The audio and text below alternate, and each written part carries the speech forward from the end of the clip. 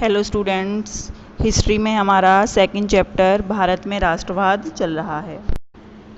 पिछली वीडियो में मैंने आपको सत्याग्रह का विचार कराया था। आज हम करेंगे रॉलेट एक्ट। आइए करते हैं रॉलेट एक्ट। गांधी जी ने 1919 में प्रस्तावित रॉलेट एक्ट के खिलाफ एक राष्ट्रव्यापी सत्याग्रह आंदोलन चलाने का फैसला किया था। जो रॉलेट एक्ट 1919 में प्रस्तावित किया गया था, उसके प्रति गांधी जी ने राष्ट्रव्यापी सत्याग्रह आंदोलन चलाने का फैसला लिया था। भारतीय सदस्यों के भारी विरोध के बावजूद इस कानून को इंपीरियल लेजिस्लेटिव काउंसिल ने बहुत जल्दबाजी में पारित कर दिया था। देखिए, भारतीय सदस्य इसका विरोध कर रहे थे, फिर भी इस कानून को जल्दबाजी में पारित कर दिया गया था। इस कानून के जरिए सरकार को कौन कौन से जो थे अधिकार मिल गए थे वो देखिए। इस कानून के जरिए सरकार को राजनीतिक गतिविधियों को कुचलने और राजनीतिक कैदियों को 2 साल तक बिना मुकदमा चलाए जेल में बंद रखने का अधिकार मिल गया था। महात्मा गांधी ऐसे अन्यायपूर्ण कानूनों के खिलाफ अहिंसक ढंग से नागरिक अवज्ञा चाहते थे। गांधी जी क्या चाहते थे?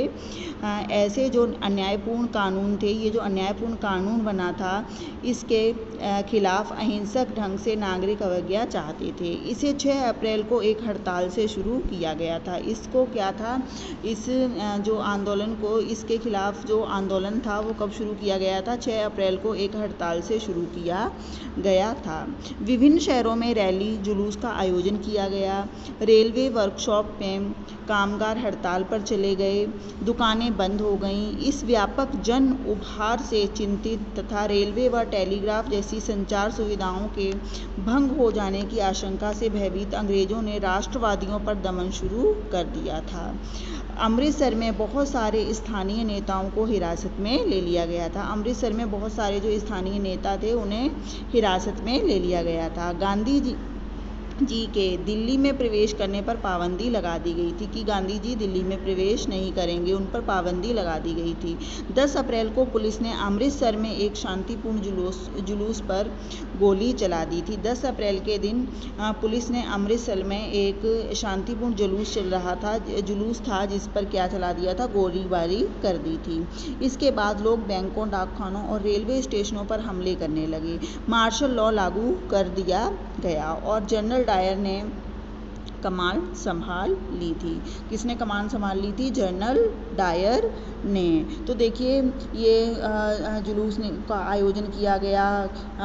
वर्कशॉप में भी कामगार हड़ताल पर चले गए थे, दुकानें भी बंद हो गई थी। इस व्यापक जन उभार से चिंतित तथा रेलवे व टेलीग्राफ जैसी संचार सुविधाओं के भंग हो जाने से क्या था, अंग्रेजों ने राष्ट्रवादियों, जो राष्ट्र में लोग रहते थे, उनका दमन करना शुरू कर दिया था। अमृतसर में बहुत सारे स्थानीय नेताओं को हिरासत में ले लिया गया। गांधी जी को भी दिल्ली में प्रवेश करने से पाबंदी लगा दी गई थी। अब क्या था? जनरल डायर ने कमान संभाल ली थी, जो हम आगे करेंगे। अब करेंगे हम जलियांवाला बाग हत्याकांड, 13 अप्रैल 1919। मार्शल लॉ लागू होने के बाद जनरल डायर ने कमान संभाल ली। देखिए, मार्शल लॉ क्या होता है?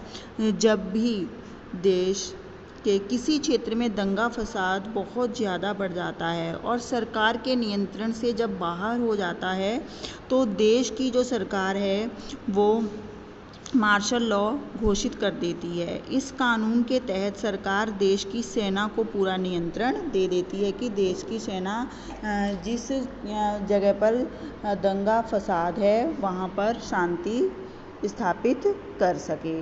तो अब क्या था, मार्शल लॉ लागू होने के बाद जनरल डायर ने कमान संभाल ली थी।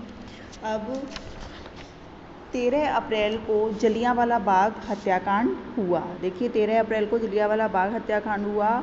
उस दिन अमृतसर में बहुत सारे गांव वाले सालाना बैसाखी मेले में शिरकत करने के लिए जलियांवाला बाग मैदान में जमा हुए थे। मतलब बैसाखी मनाने के लिए जलियांवाला बाग में जमा हुए थे। काफ़ी लोग तो सरकार द्वारा जो कानून लागू किया गया था उसका विरोध प्रकट करने के लिए भी वहाँ पर इकट्ठे हुए थे। यह मैदान चारों तरफ से बंद था। शहर से बाहर होने के कारण वहाँ जुटे लोगों को यह पता नहीं था कि इलाके में मार्शल लॉ लागू हो चुका है। मार्शल लॉ के बारे में मैंने आपको बता ही दिया है। जनरल डायर हथियारबंद सैनिकों के साथ वहां पहुंचा। जनरल डायर क्या था? सैनिकों के साथ वहां पर पहुंच गया। जाते ही उसने मैदान से बाहर निकलने के सारे रास्ते बंद कर दिए थे।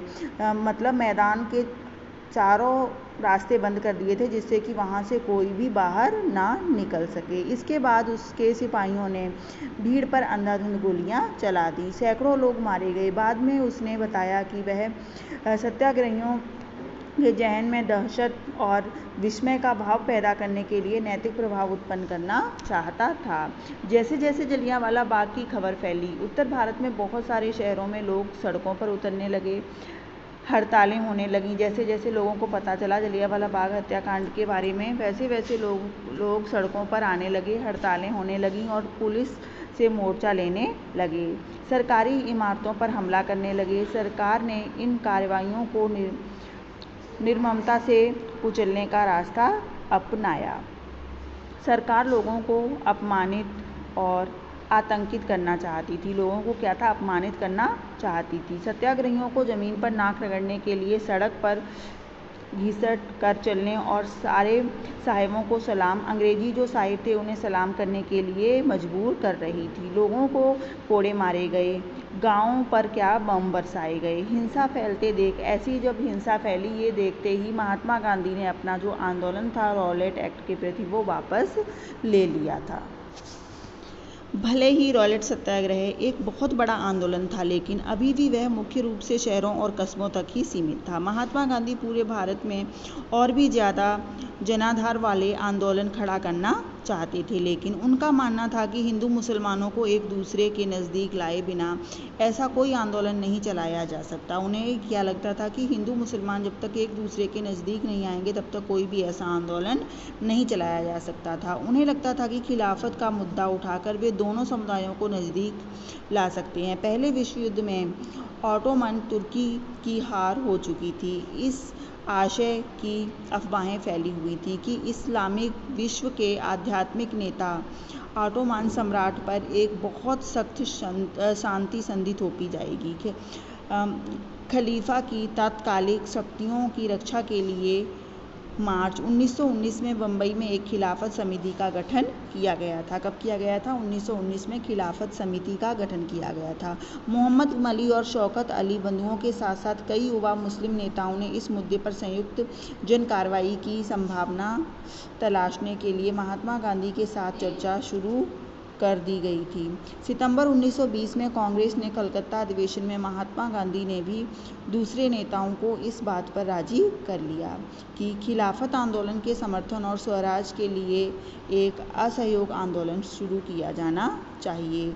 तो हमने आज रॉलेट एक्ट और जलियांवाला बाग हत्याकांड पढ़ा और गांधी जी को ये लगा था कि और भी आंदोलन होने चाहिए। इसके लिए उन्होंने जो कार्य किए वो मैंने अभी आपको समझाए हैं। आगे नेक्स्ट वीडियो में मैं आपको असहयोग आंदोलन के बारे में कराऊंगी।